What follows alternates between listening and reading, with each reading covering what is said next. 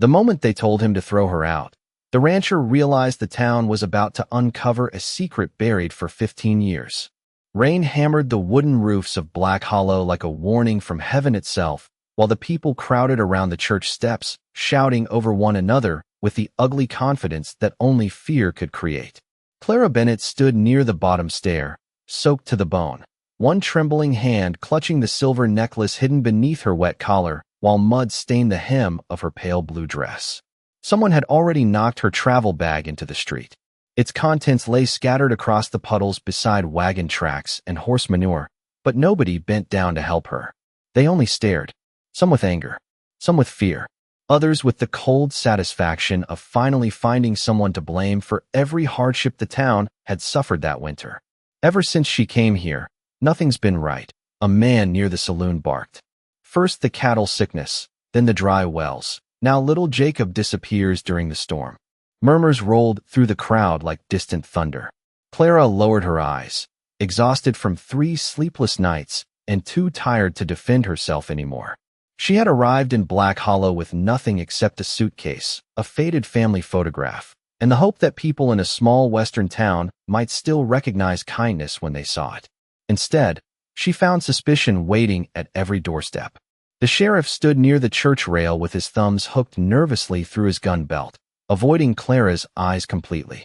Sheriff Wallace Grady was not a cruel man. That was the problem. Cruel men were easier to understand. Weak men bent whichever direction the crowd pushed them. "You need to leave town before sundown," he muttered quietly, almost ashamed of the words. Clara looked up slowly. Rainwater slid across her cheeks, though nobody could tell if she had been crying. "And if I don't?" she asked. Before the sheriff could answer, the sound of hoofbeats echoed from the far end of Main Street. Slow, heavy, measured. Every voice in Black Hollow fell silent at once. Elias Whitaker rode through the rain on a massive black horse, his long dark coat dripping water onto the saddle leather as he approached the church. Nobody moved out of his way quickly enough. They simply drifted aside because men like Elias Whitaker carried a silence around them that made other people uncomfortable. He lived 8 miles north beyond the Cedar Hills where the grass grew tall and the winters bit harder than anywhere else in the territory. Folks in Black Hollow rarely visited his ranch unless they had no other choice. Some claimed he had once ridden with lawmen near the Kansas border. Others whispered darker stories after whiskey loosened their tongues. But nobody truly knew the man. Elias pulled the reins once, and the horse stopped beside the church steps. For a moment, he said nothing at all. His gray eyes moved slowly from the frightened sheriff to the angry crowd, and finally to Clara standing alone in the rain. Her necklace had slipped free from beneath her collar now. A small silver pendant shaped like a flower rested against her throat. The instant Elias saw it, something changed in his face. Not anger, something colder, older, like a ghost had suddenly walked into the middle of town wearing another person's skin. "Send her away," somebody shouted again from the crowd, trying to reclaim the courage silence had stolen from them. Several others joined in louder this time. "She brought trouble here. We don't want her in Black Hollow." Elias climbed down from his horse without taking his eyes off Clara. The wooden boards beneath his boots creaked softly beneath the rain. Then, at last, he spoke. Quietly, calmly. The kind of calm that made every man listening wish he had stayed home that morning. "You people," Elias said, staring at the crowd with tired eyes beneath the brim of his hat, "just made a terrible mistake." The strange thing about fear in a western town is how quickly it spreads once people decide they want someone to blame. Nobody in Black Hollow could even remember exactly when the whispers about Clara Bennett truly began. Some said it started the morning old Martha's chickens died beside the frozen creek. Others swore it was after the Miller boy vanished during the blizzard, 3 nights earlier. But deep down, most of them already knew the truth. The town had been struggling long before Clara ever arrived. The mines north of Cedar Ridge had dried up the previous summer. Ranchers were losing cattle faster than they could replace them. Wells that had lasted 30 years suddenly produced muddy water that smelled like rust and wet stone. Men who once laughed loudly outside the saloon now sat quietly staring into whiskey glasses they could barely afford. Fear needed a face. Clara simply arrived at the wrong time. She had rented a tiny room above the general store 2 weeks earlier after stepping off the stagecoach carrying one suitcase, and a folded letter nobody had seen her open. She kept mostly to herself. Bought bread, lamp oil, and coffee. Helped Mrs. Grayson sweep snow from the boardwalk after the first storm rolled through. Yet every kindness somehow made the townspeople trust her less instead of more. They watched the silver pendant around her neck the way frontier folks watched storm clouds gathering over open land. Quietly, nervously, as though something terrible might already be hiding inside it. Elias Whitaker knew all of this before he ever rode into town that morning. Men talked too much after 2 drinks and not enough sleep. He had heard the rumors drifting through Black Hollow for days like smoke slipping beneath a door. Witch, drifter, trouble. The same ugly word small towns always used whenever guilt started clawing at their own conscience. Rainwater slid from the brim of Elias's hat while he stood motionless beside his horse outside the church. Nobody challenged him directly after his warning. They only shifted uneasily beneath his stare. Sheriff Wallace finally cleared his throat. "Elias," he said carefully, "this does not concern you." Elias looked toward him slowly. "Everything ugly eventually concerns me, Wallace." The sheriff's jaw tightened. Clara remained silent near the church steps, shivering beneath the cold rain while the wind carried the smell of wet dirt and cedar smoke through town. Elias noticed bruises of exhaustion beneath her eyes. Not fear. Exhaustion, like someone who had been running from disappointment for a very long time. Then his eyes dropped once more to the silver pendant hanging against her throat. A small flower carved into old silver, worn smooth around the edges by years of human touch. Elias felt something tighten deep inside his chest. 15 winters disappeared in a single heartbeat. Snow falling beneath lantern light. A crying child. A burned wagon wheel half buried beside the river. He had not seen that pendant since the coldest winter of his life. Clara noticed him staring at it, and instinctively covered the necklace with trembling fingers. That single movement changed everything. Elias stepped forward once. The wooden boards groaned beneath his boots. "Where did you get that necklace?" he asked quietly. Clara hesitated. Around them, the town held its breath. "It belonged to my mother," she answered softly. "At least that is what I was told." Somewhere near the saloon, a horse suddenly cried out against the storm wind. But Elias barely heard it. Because for the first time in 15 years, the dead were beginning to speak again. Some memories do not fade with time. They wait, quiet as winter wolves beneath deep snow, until one small thing brings them back to life again.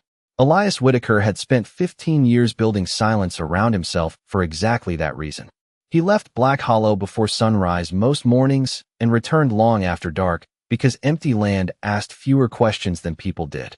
His ranch sat beyond Cedar Ridge where the grass bent hard beneath northern winds and the fences needed constant repair against drifting snow. The cabin itself looked more like something surviving than living. One rocking chair on the porch, one lantern hanging beside the door, one old black horse resting beneath the stable awning. Nothing more. Folks in town used to wonder why Elias never remarried after losing his wife. After a while, they stopped asking. Frontier towns respected grief almost as much as they feared it.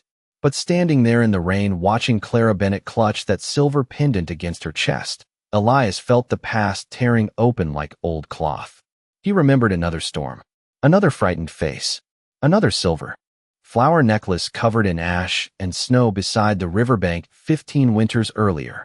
"Who told you that necklace belonged to your mother?" Elias asked quietly. Clara swallowed hard beneath the weight of the town's stare. "The family who raised me," she answered. "Before they passed, they said my mother died crossing through Wyoming Territory during a winter fire." Elias closed his eyes briefly. Not long. Just enough for the rain to strike his face while old ghosts gathered around him again. Sheriff Wallace noticed the change immediately. "Elias," he warned carefully, "do not involve yourself in something you do not fully understand." Elias opened his eyes again and looked toward the sheriff with a tired expression that carried more years than the rest of the town combined. "That is the problem, Wallace," he said softly. "I understand far more than I ever wanted to." The wind swept hard across Main Street, rattling the loose church windows. Somewhere behind the crowd, a sign outside the barber shop groaned against its chains. Clara stood frozen near the church steps, confused by the strange look in Elias's eyes. It was not suspicion. It was recognition. And somehow that frightened her more than the crowd shouting moments earlier. "You know something about this necklace," she whispered. Elias stared at the silver flower again. He noticed the tiny crack near the edge where the metal had once bent beneath heat. The exact same crack. Dear Lord, it truly was the same necklace. His throat tightened. 15 years ago, Elias Whitaker had ridden through a canyon after spotting smoke climbing into the winter sky. He found 3 burned wagons beside the frozen riverbank, and only 2 survivors still breathing beneath the falling snow. A little boy no older than 6, and a baby wrapped inside a wool blanket stitched with blue flowers. He remembered carrying them through waist-deep snow toward shelter while the storm swallowed every trail behind him. The boy had protected the baby the entire time, refusing to let go of her tiny silver necklace even while his own hands turned pale from cold. Elias had not thought about that night in years. Not completely. Some pains become easier to bury than explain. "What is it?" Clara asked again, her voice smaller now. Elias looked at her for a long moment before finally speaking. 15 years ago, he said quietly, I buried a boy who died protecting his little sister during a winter fire near the Platte River. The entire street went still. Even the rain suddenly sounded softer against the rooftops. Then Elias took one slow step closer to Clara and looked directly into her eyes beneath the gray Wyoming sky. "That little girl," he whispered, "was wearing your necklace." The rain finally stopped just before dusk, but the silence it left behind felt heavier than the storm itself. Nobody in Black Hollow knew what to say after Elias Whitaker's words. People who had spent 2 weeks whispering about curses and bad luck now stood frozen beneath dripping rooftops staring at Clara Bennett like they were seeing her for the first time. Clara herself looked barely able to breathe. Her fingers remained wrapped tightly around the silver pendant while questions gathered behind her eyes faster than she could speak them. "You are mistaken," Sheriff Wallace said finally, though his voice lacked conviction now. "There were no surviving records from that fire." Elias slowly turned toward him. "Records burn easy," he replied quietly. "People do too." The sheriff looked away first. That alone unsettled the crowd more than anything else. Wallace Grady had worn a badge in Black Hollow for nearly 20 years. Folks trusted him because he always seemed certain of himself. But certainty was beginning to crack beneath the weight of old memories nobody wanted returning to town. Clara glanced between the two men while cold wind tugged strands of wet hair across her face. "I do not understand," she whispered. "The family who raised me told me very little before they died. Only that they found me after a terrible winter crossing." Elias studied her carefully. There it was again. The same eyes. Not identical to the little girl he carried through the snow 15 years earlier, but close enough to make his chest ache with something he had spent years trying to bury. He remembered the child wrapped beneath wool blankets. Beside his fireplace while her older brother sat awake through the night, refusing sleep. Samuel Bennett. Thin shoulders. Exhausted eyes. One hand always resting protectively near the baby's cradle, as if he feared the world might steal her the second he looked away. The memory struck harder now, because Elias had failed that boy in the end. Winter sickness came early that year. Samuel never lived long enough to see spring. Elias carried that guilt alone ever since. "Where did your family settle after the crossing?" Elias asked softly. "Near Cheyenne for a few years," Clara answered.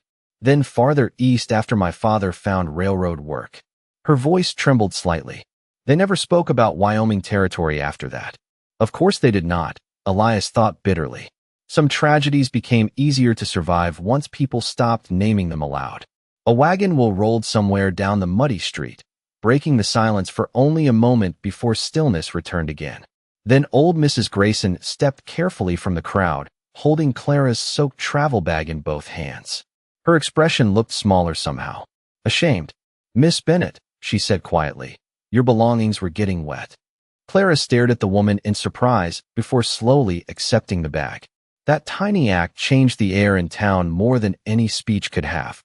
One kindness. One crack in the fear. Elias noticed it immediately. So did everyone else. A rancher near the saloon removed his hat uneasily. Another man lowered his eyes toward the mud. The mob no longer looked certain of itself. Fear worked best when everybody shouted together. Silence forced people to think. Sheriff Wallace exhaled slowly beneath the church awning. "Everybody go home," he muttered. "Storm is over." Nobody moved at first. Then slowly, Boots began scraping across wet boards as townspeople drifted away in ones and twos beneath the fading evening light. No apologies. No explanations. Just quiet discomfort hanging in the cold air like chimney smoke. Clara watched them leave before turning back toward Elias. "Why did you help me?" she asked softly. Elias looked toward the distant northern hills where darkness had already begun, swallowing the cedar trees. His answer came slowly, like a man speaking to ghosts instead of people. "Because 15 years ago," he said, "I made a promise to a dying boy that his little sister would never face the world alone." Night settled slowly over Wyoming Territory like a heavy wool blanket pulled across the sky. By the time Elias Whitaker and Clara Bennett left Black Hollow, the last traces of rain had disappeared into the dark cedar hills north of town. Neither of them spoke much during the ride. The silence between strangers was normal on the frontier. But this silence carried something deeper. Questions. Clara rode Elias's spare mare carefully along the narrow trail, while cold wind brushed through the pine trees beside them. Every few minutes she glanced toward the rancher riding ahead beneath the pale moonlight, trying to understand the man who somehow knew pieces of her life even she had never heard before. Elias remained quiet the entire journey. One hand rested loosely on the saddle horn, while the other held the reins with the lazy confidence of a man who had spent more years on horseback than inside buildings.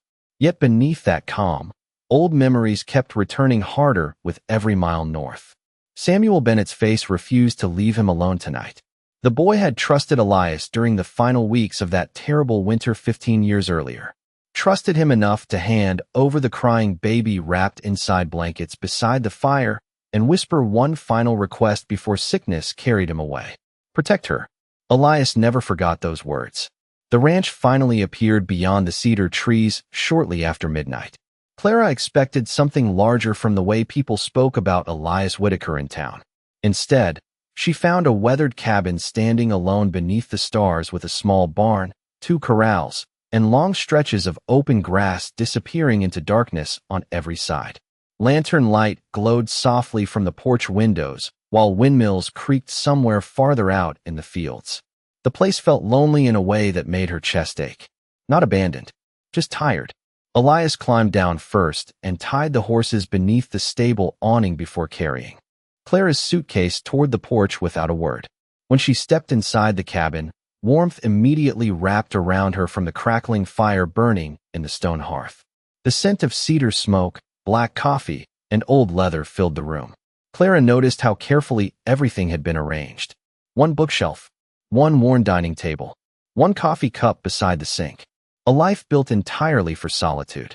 Elias placed her suitcase beside the staircase. "You can take the upstairs room," he said quietly. "There are blankets in the cedar chest." Clara nodded softly, but remained standing near the fireplace, studying the cabin walls. Old ranch maps hung beside horseshoes, and weathered photographs faded by time. Most were impossible to see clearly in the dim light. Except one. Near the staircase stood a framed photograph of a woman smiling beside a younger Elias Whitaker under summer sunlight. Clara noticed immediately that somebody had placed the frame face down recently, and then changed their mind. Dust remained beneath the edges where it had been moved. "Your wife?" she asked carefully. Elias froze for the smallest moment while hanging his coat near the door. "Long time ago," he answered. "Nothing more." Clara lowered her eyes. She understood grief well enough to leave certain doors closed. The fire cracked softly between them while wind brushed against the cabin windows outside. Then Clara noticed something else. Near the corner of the room sat a small wooden box resting atop the bookshelf. Old, carefully polished. The silver flower carved into its lid matched the pendant around her neck perfectly. Her breath caught immediately. Elias saw where she was looking, and his expression changed at once. Calm vanished from his face for the first time all night. He stepped toward the bookshelf quickly and lifted the box before she could touch it. "You should get some rest," he said quietly. Too quietly. Clara stared at the wooden box in his hands while a strange feeling settled deep inside her chest. Not fear.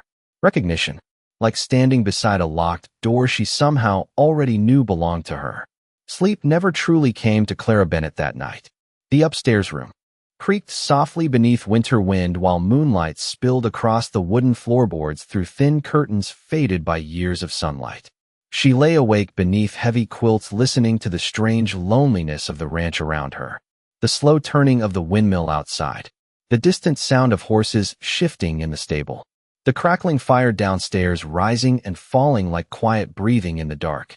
Yet none of it unsettled her as much as the look on Elias Whitaker's face when he grabbed that wooden box from the shelf. Men only protected things that carried pain. Clara knew that much already. Sometime after midnight, she finally rose from bed and stepped quietly toward the bedroom window. Frost had started forming along the glass. Beyond the yard, she spotted a lantern moving slowly through the darkness near the barn. Elias. Even from upstairs, she recognized the heavy stillness in the way he walked, like a man carrying memories heavier than his own body. Clara wrapped a wool blanket around her shoulders and carefully descended the staircase. The cabin smelled faintly of black coffee and cedar smoke. Elias had left the fireplace burning low before stepping outside. On the kitchen table rested an untouched plate of food he must have prepared for her earlier. Beside it sat an old leather journal worn smooth at the edges from years of use. Clara hesitated. She knew better than to touch another person's belongings. Yet something about the journal felt connected to the silver pendant around her neck and the strange wooden box upstairs. Before she could stop herself, her fingers brushed lightly across the cover. Samuel Bennett. The name had been carved carefully into the leather by hand. Clara froze instantly. Her heartbeat quickened beneath the silence of the cabin. Samuel. The same name Elias mentioned back in town. Her brother. Slowly, she opened the journal. Most pages contained childish handwriting mixed with rough sketches of mountains, horses, and rivers. Simple things a lonely boy might draw while traveling west. But near the center of the journal, Clara found a folded piece of paper tucked carefully between two pages. The paper had yellowed badly with age. Her hands trembled as she unfolded it beside the lantern light. It was a map. A rough hand-drawn map of Wyoming Territory marked with rivers, cedar hills, and a small black X near a place labeled Black Hollow. Beneath the map, written in faded ink, were words that made Clara's breath catch in her throat. If anything happens to me, take Clara north to the Whitaker Ranch. Elias promised he would keep her safe. Clara stared at the sentence while the room suddenly felt colder around her. Elias knew her name before she ever arrived in Black Hollow. Not from the pendant, not from memory alone. Somehow her brother had trusted him long before the winter fire took everything apart. Then the cabin door opened downstairs. Clara quickly looked up as cold winds swept through the room, carrying the smell of snow and horses. Elias stepped inside holding the lantern from the barn. His boots stopped the instant he saw the open journal resting in Clara's hands. Neither of them spoke for several long seconds. The fire cracked softly between them while shadows moved across the walls. Elias looked tired suddenly. Not angry, just tired in the way old soldiers looked when the past finally caught them standing still. Clara slowly lifted the faded map with trembling fingers. "You knew my brother?" she whispered. Elias removed his hat quietly and placed it beside the door.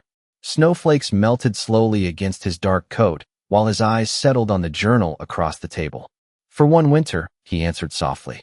Then he looked directly at Clara beneath the dim lantern light and spoke words that changed everything she thought she knew about her life.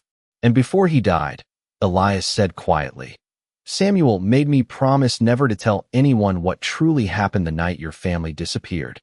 The fire burned low while the two of them stood across from each other inside the quiet cabin, surrounded by shadows and things neither person fully understood yet. Clara Bennett still held Samuel's journal tightly in her hands, afraid that if she let go of it, the truth might disappear again like smoke through cracks in the ceiling. Outside, northern wind swept across the open grasslands, rattling the barn doors in slow, uneven bursts. Elias Whitaker remained near the doorway with melted snow dripping from the edge of his coat onto the wooden floorboards. For a long moment, he said nothing else. He simply stared at the journal as though 15 years had collapsed into a single painful memory standing between them. Clara finally broke the silence first. "What happened to my family?" she asked softly. Elias lowered his eyes. "Some truths do not stay buried because they are dangerous," he said quietly. "They stay buried because people cannot survive carrying them."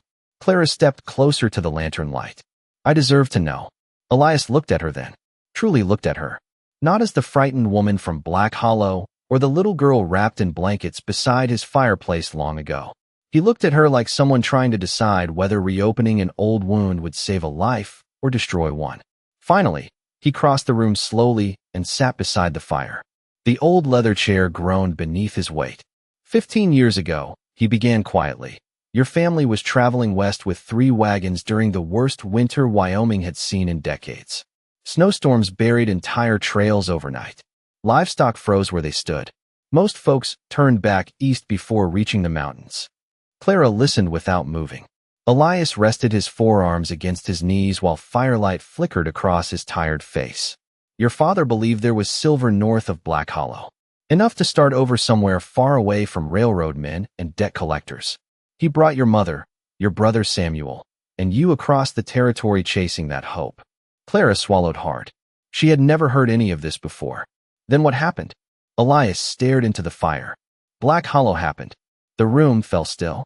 Outside, the windmill turned slowly against the night sky. Elias continued speaking carefully, each word sounding heavier than the last. Back then this town was smaller. Meaner too. A hard winter makes frightened people dangerous. Somebody spread rumors that your family carried sickness after one of the wagons overturned near the river crossing. Folks panicked. Nobody wanted outsiders near town. Clara felt cold settle through her chest despite the fire beside her. They turned my family away? Elias nodded once. Your father begged for shelter before another storm rolled through. Some men wanted to help him. Others feared losing their own families if disease spread. His jaw tightened slightly. Fear won. Clara lowered her eyes toward Samuel's journal, trembling softly in her hands. Elias exhaled slowly before continuing. That night the storm came harder than anyone expected. I found the wagons the next morning near the Platte River. Snow buried nearly everything. His voice grew quieter then, almost distant. Samuel was still awake when I arrived. Barely. He kept your blanket wrapped around you even after his own hands turned white from cold. Clara covered her mouth as tears gathered silently in her eyes. Elias reached into his coat pocket and removed something wrapped carefully in cloth. He placed it gently onto the table between them. Clara unfolded the fabric with shaking fingers. Inside rested a tiny brass button shaped like a flower. Worn old. Smoke darkened with age.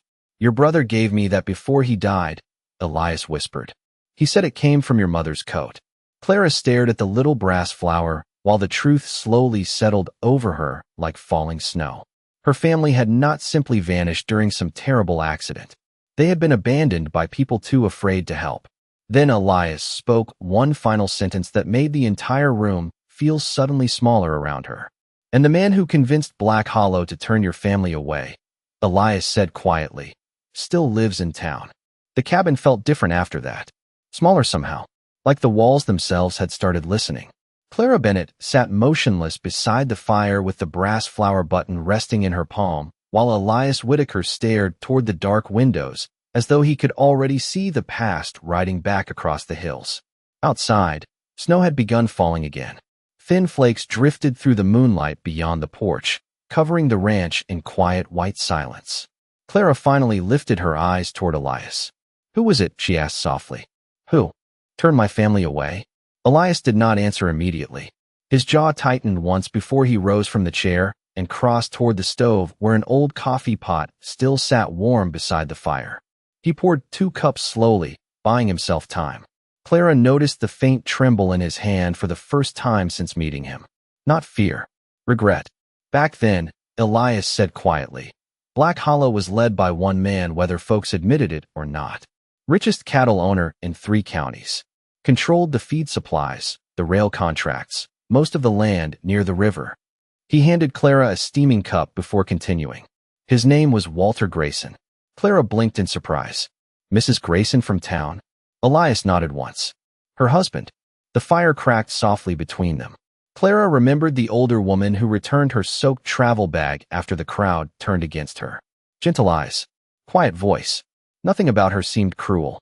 Walter Grayson died 8 years ago, Elias continued. Heart gave out during a blizzard. He looked toward the window again. But before that winter, people followed his word like church scripture. Clara wrapped both hands around the warm coffee cup, trying to steady herself. And he convinced the town my family carried disease?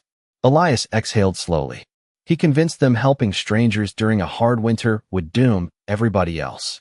Silence filled the room again. Heavy silence. The kind frontier people carried when guilt lasted longer than graves. Clara stared down into the coffee while snow tapped gently against the cabin windows. So the town left my family to die. Elias looked at her carefully. Not everybody. Clara raised her eyes slowly. Elias reached toward the bookshelf and retrieved the small wooden box she noticed earlier that night.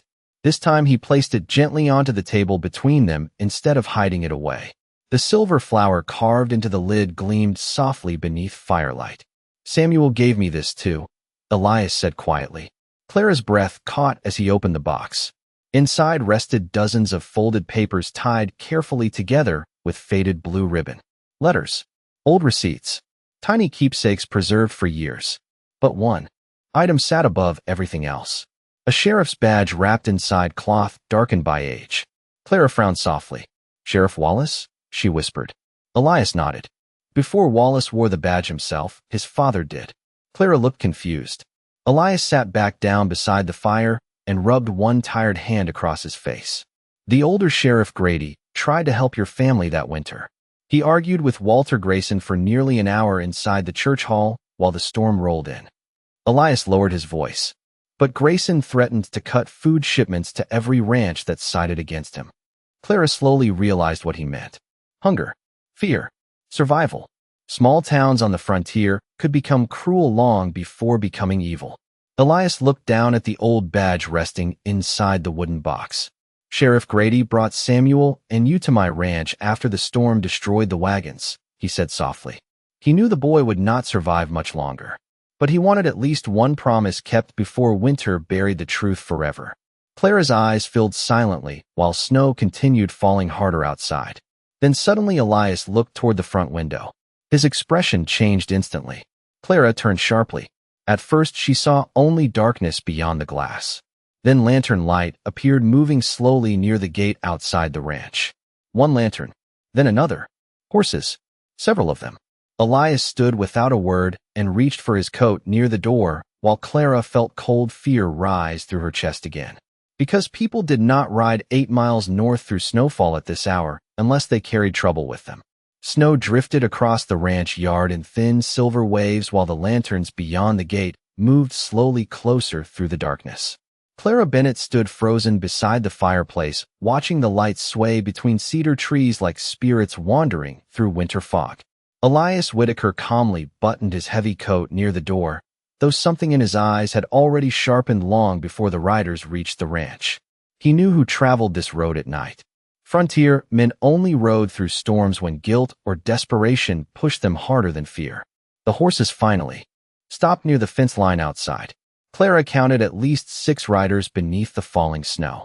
Their silhouettes remained still against the white hills while warm breath rose from the horses into the freezing air. Nobody called out at first. Nobody moved. Elias opened the cabin door slowly and cold wind rushed inside, carrying the scent of pine and approaching snow. Stay here, he said quietly without looking back at Clara. But Clara followed him onto the porch anyway. The night air bit sharply against her skin as she stepped beside him beneath the lantern glow. Down near the gate, one rider finally dismounted. Sheriff Wallace Grady. Snow rested across the shoulders of his coat, while his old brown hat looked nearly white beneath the storm. The other riders remained mounted behind him in silence. Elias leaned one shoulder against the porch post. Little late for social visits, Wallace. The sheriff removed his gloves slowly, buying himself time before speaking. Town is uneasy tonight, he admitted. Folks are talking. Elias gave a tired nod. People always talk louder after they discover the past is still alive. Wallace looked toward Clara standing beside the rancher. For the first time since she arrived in Black Hollow, she noticed genuine shame in the sheriff's face. Not suspicion, not fear. Shame carried too long. Snow creaked softly beneath his boots as he stepped closer to the porch. Mrs. Grayson sent us, he said quietly. Elias narrowed his eyes slightly. That surprised him. Wallace continued before either of them could answer. After you left town this afternoon, she opened her husband's old storage room behind the general store. The sheriff swallowed hard. She found something. Clara felt her heartbeat quicken immediately. Elias remained still beside the porch railing. though his jaw tightened slightly beneath the lantern light. "What kind of something?" he asked. Wallace looked back toward the riders waiting near the gate. Then slowly he reached inside his coat and removed a weathered tin box wrapped carefully in cloth. Even from the porch, Clara could see old smoke stains darkening the edges. This was hidden behind Walter Grayson's records for 15 years, Wallace said softly. Mrs. Grayson never knew it existed. Elias stared at the box without moving. Clara noticed something strange then. The sheriff himself seemed afraid to hold it. Like whatever rested inside carried more weight than metal and paper alone. Wallace climbed the porch steps slowly and handed the box toward Elias. Snow melted quietly from his sleeves onto the wooden boards between them. "I think," the sheriff whispered, "your friend Samuel wanted somebody to find this one day."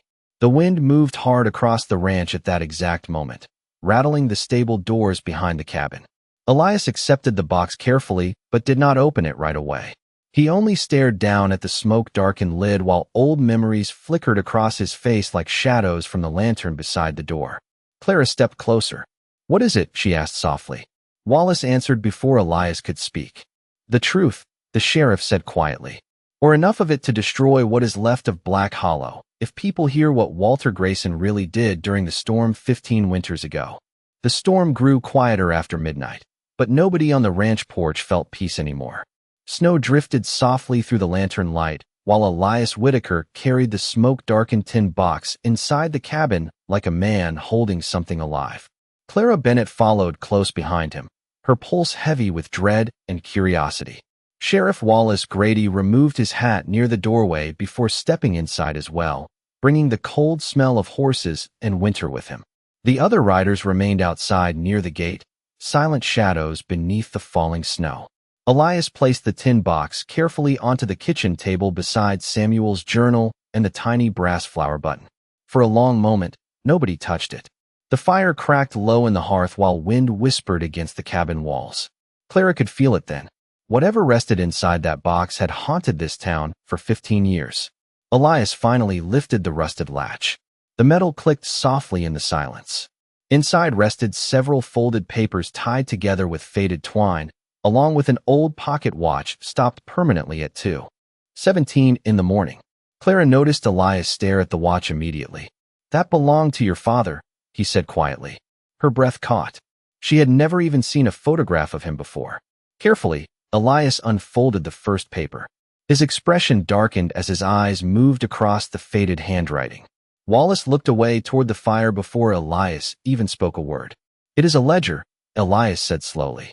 Walter Grayson kept records of every supply wagon entering Black Hollow during the winter storm. Clara frowned softly. "Why would that matter?" Elias turned the paper toward her. Several lines had been crossed out heavily in dark ink, but one entry remained visible beneath the lantern light. "Bennett family wagon. Denied shelter by order of Walter Grayson." Clara felt the room tilt around her. Her fingers tightened against the edge of the table while snow continued tapping softly against the windows. Elias reached for another folded paper beneath the ledger. This one looked older, more fragile. He unfolded it carefully and froze halfway through reading. Clara saw something change in his face immediately. "Pain. Real pain." "What is it?" she whispered. Elias slowly handed her the letter.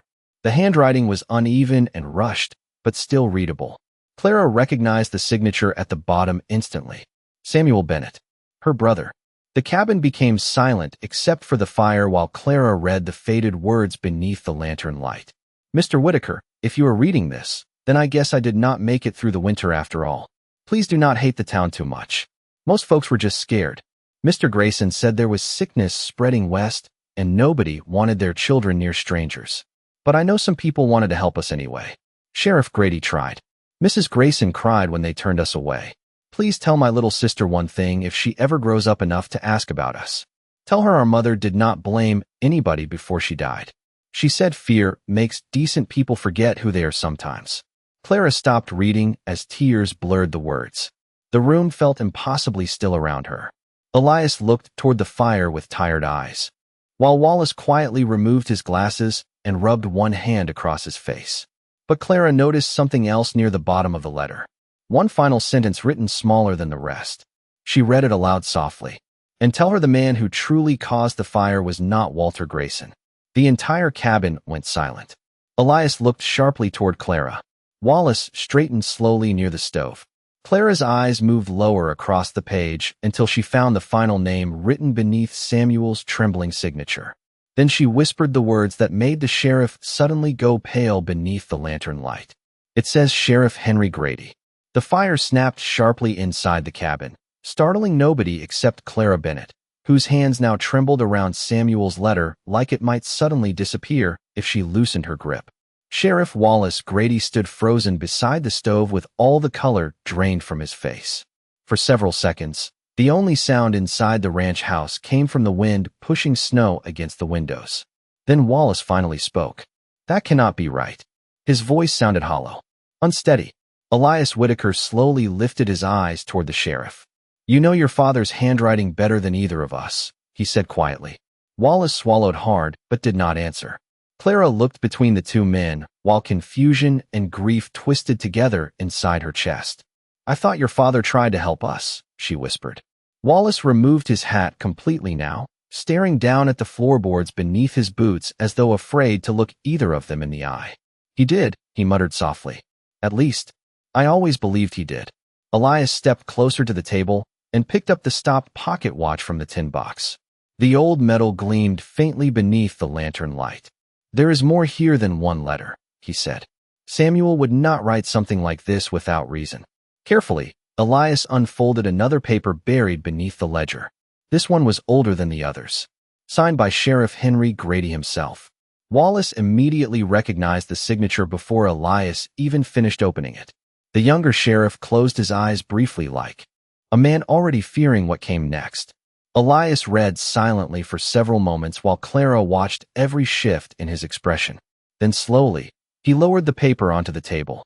"Your father did not start the fire," Elias said quietly. Wallace looked up immediately. Clara exhaled softly in relief. But Elias had not finished speaking yet. He covered it up. Silence crashed through the room harder than thunder. Wallace stared at him without blinking. Elias tapped one rough finger against the old document lying on the table. "According to this statement, your father discovered the Bennett wagons after lantern oil spilled during the storm. One wagon caught fire while they tried keeping warm near the river." Clara covered her mouth again as fresh tears filled her eyes. Elias continued quietly. "Henry Grady reached the scene before sunrise. He found Walter Grayson already there arguing with your father." Wallace's jaw tightened slowly. "Arguing about what?" Elias looked directly at him. "About blame." Snow continued falling outside, while the truth finally began crawling out from beneath 15 years of silence. Elias lifted the letter again.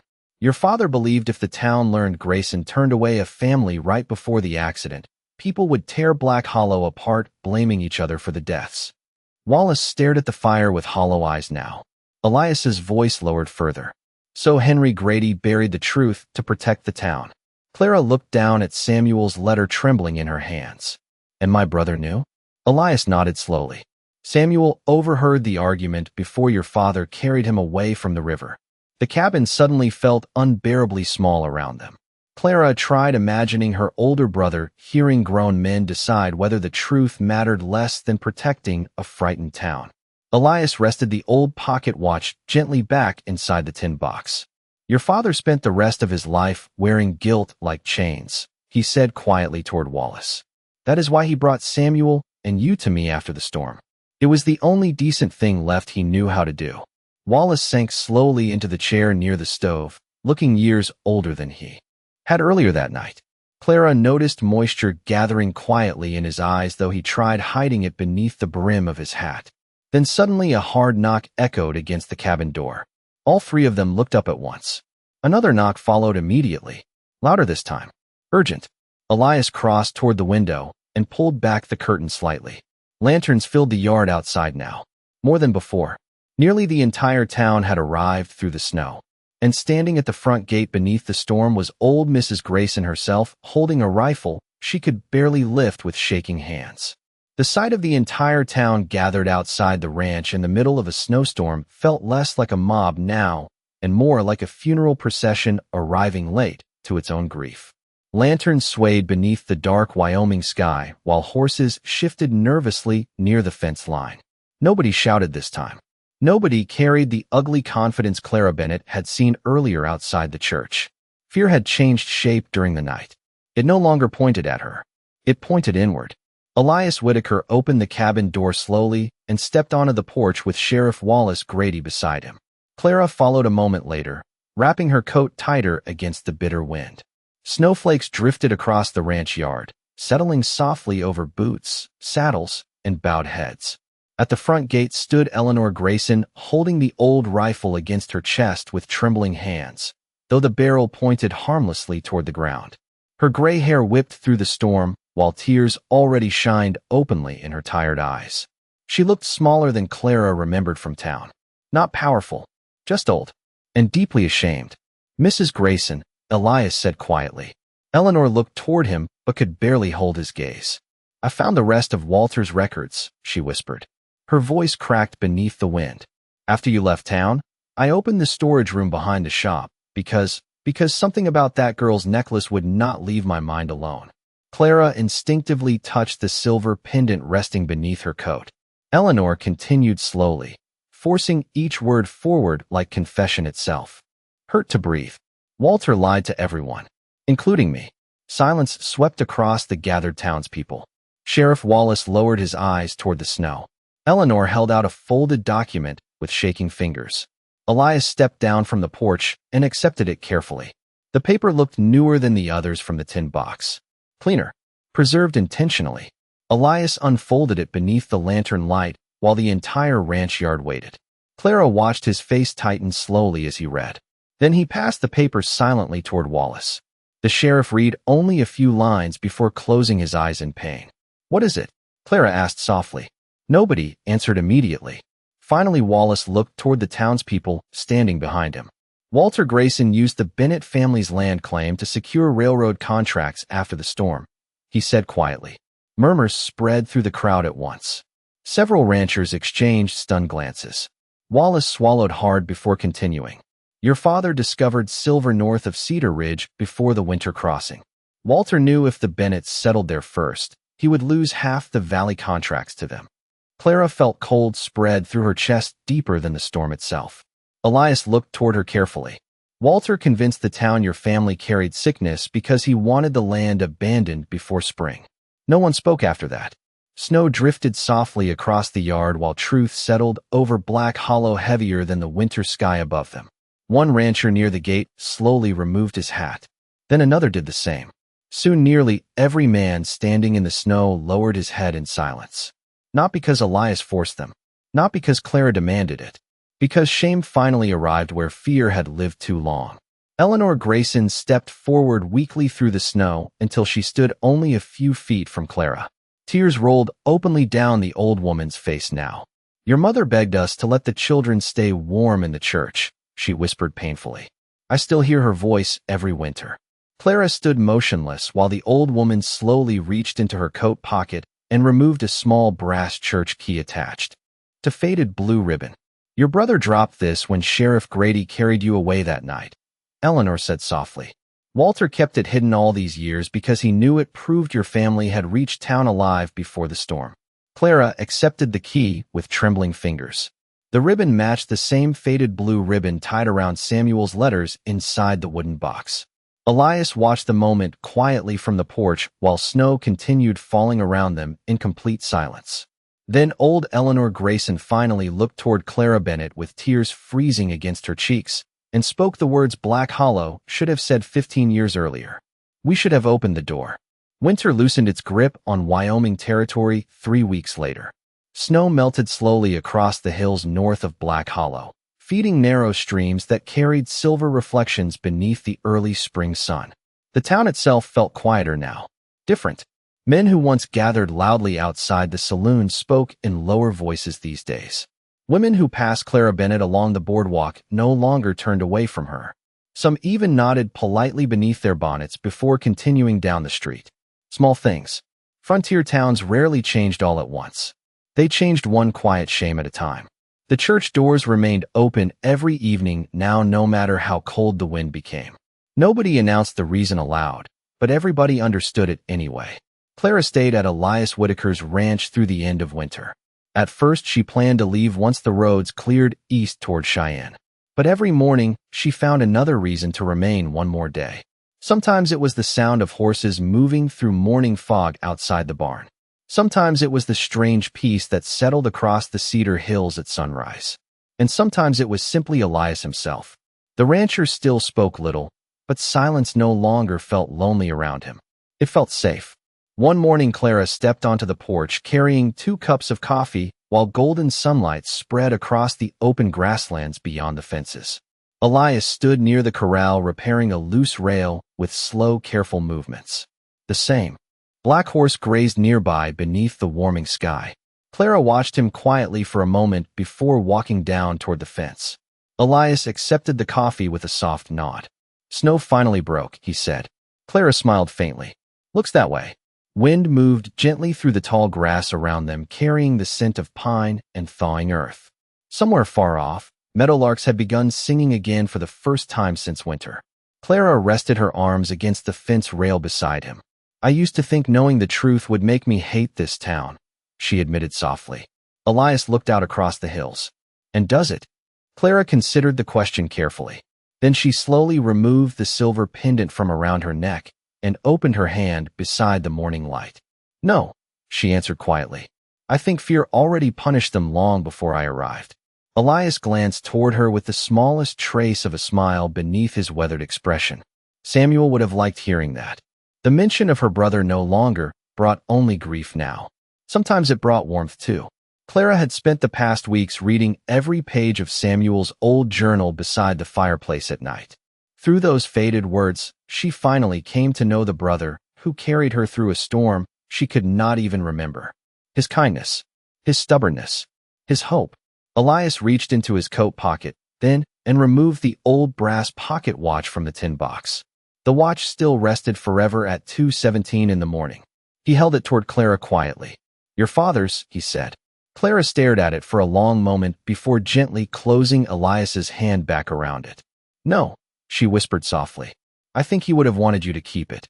Elias looked genuinely surprised by that. Clara smiled faintly toward the rising sun beyond the hills.